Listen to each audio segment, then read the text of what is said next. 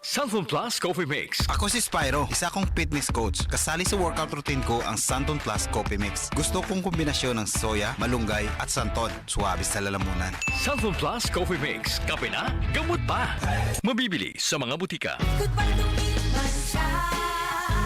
Hello, Bright Bar Blue. Isang labanan yan. Bright Bar Blue. Pride Bar Blue with powerful stain-away enzymes. Malupit magtanggal ng dumit mancha pero di masakit sa kamay. Goodbye to me, Mancha. Hello, Bright Bar Blue. Isang labanan yan. As tested ang cotton and polycotton. Sa mancha, malupit. Sa kamay mo, mabait. Pride Bar Blue. Manufactured by ACS Manufacturing Corporation. ISO certified. World-class quality. ACS. Kung ikaw ay edad 50 pataas katulad ko, may mataas na ang risk ng panlalabo ng paningin. Mas challenging ang pang-araw-araw na gawain tulad ng pagbabasa, pagsusulat, at pagmamaneho. Ang Optin ay may lutin na maaari makatulong sa kalusugan ng mata, nilalabanan ang epekto ng glaucoma, macular degeneration at katarata. Kitang-kita ang kalusugan. Mabibili ang Optin sa mga pangunahing butika nationwide. Mahalaga ang paalala, ang Optin ay hindi gamot at hindi dapat gamitin panggamot sa anumang uri ng sakit. Mula sa number 1, Smart Dishwashing Paste. Tanggaling-galing mo. Smart dishwashing paste ko. Pritong ulam na masebo. Plato o kaldero. Tanggaling for everyday. Ganyan pag Smart ang dishwashing paste. May double tanggaling formula. Tanggal galing ang sebo at bakterya. Bahid para walang bahid. Linis fantastic sa metal at plastic. Number 1 ko to. Tanggaling-galing mo. Smart dishwashing paste. Heavy duty linis bawat pahid. Smart Dishwashing Paste. Manufactured by ACS Manufacturing Corporation. ISO certified. World-class quality. ACS. Goodbye to me, Mancha. Hello, Bright Bar Blue. Isang labanan yan.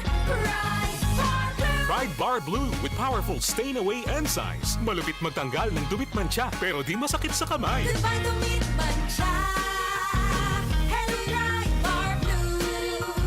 Isang labanan yan. As tested ang cotton and polycotton. Sa mancha, malupit. Sa kamay mo, mabait. Pride Bar Blue. Manufactured by ACS Manufacturing Corporation. ISO certified. World-class quality. ACS. Pagbasa sa Aklat ng Kawikaan, Kabanata 10, Talata 1 hanggang 32, ang mga kawikaan ni Solomon. Ang matalinong anak ay ligaya ng magulang, ngunit tinik sa dibdib ang anak na mangmang. Ang yamang buhat sa masama ay di papakinabangan, ngunit ang katuwiran ay maglalayo sa kamatayan. Ang matuwid ay binibigyan ni Yahweh ng kasiyahan, ngunit ang masamay kanyang ginugutom naman. Ang kamay na tamad ay tiyak na magdarahop, ngunit magbubunto ng yaman. Ang kamay na masinop, ang nag-iimba kong tagaraw ay nagpapakilala ng katalinuhan, ngunit ang natutulog kong anihan ay nag-iipon ng kahihiyan. Ang matuwid ay mag-aani ng pagpapalat kabutihan, ngunit ang bibig ng masama ay nagtatakip ng karahasan. Ang alaala ng matuwid mananatili kailanman, ngunit pangalan ng masamay tiyak na mapaparam. Magandang payo ay tinatanggap ng pusong may pangunawa, ngunit kapahamakan ang wakas ng mangmang na masalita. Ang namumuhay ng tapat ay pinaghaharian ng kapayapaan, ngunit ang may likong landas ay malalantad balang araw. Ang malilikot na mata ay lagi sa kaguluhan, at ang bibig na maluwang hahantong sa kapahamakan. Ang bibig ng matuwid ay bukal ng buhay, ngunit labi ng masama ay nagtatakip ng karahasan. Sa hari-saring kaguluhan ang bunga ng kapuotan, ngunit ang pag-ibig ay pumapawi sa lahat ng kasalanan. Sa labi ng may unawa matatagpuan ang karunungan, ngunit sa likod ng isang mangmang pamalo ang kailangan. Ang taong matalino ay nag-iimpok ng karunungan, ngunit ang salita ng mangmang ay nagdadala ng kapahamakan. Ang kayamanan ng mayamay matibay niyang tanggulan, ngunit ang kahirapan ng yagit ay kanyang kapahamakan. Ang kinikita ng matuwid ay nagbibigay buhay, ngunit ang sama-sama winawalda sa kasamaan. Ang nakikinig sa payo ay nasa daan ng buhay, ngunit ang ayaw sumunod ay tungo sa pagkaligaw. Ang nagtatanim ng puot ay puno ng kasinungalingan. Ang naninira sa kanyang kapwa ay isang taong mangmang. Ang taong masalita ay malapit sa pagkakasala, ngunit nagpipigil ng dila ay dunong ang pakilala. mahalaga. Ang dila ng matuwid ay tulad ng pilak na mahalaga, ngunit ang puso ng mangmang ay basura ang kagaya. Ang labi ng matuwid sa marami ay pakinabang, ngunit ang mangmang ay namamatay ng walang karunungan. Ang pagpapala ni Yahweh ay kayamanan na walang kasamang kabalisahan.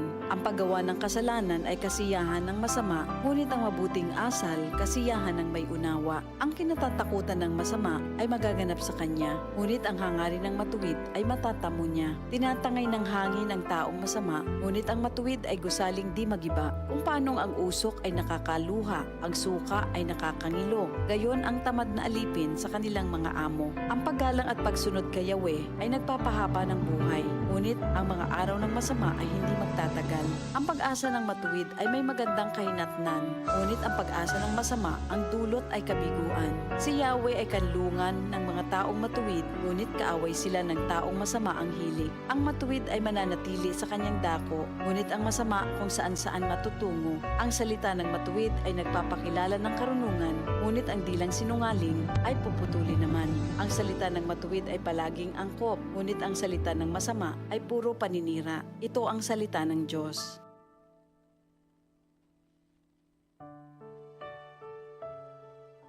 DCXL News, ang himpilan ng RMN.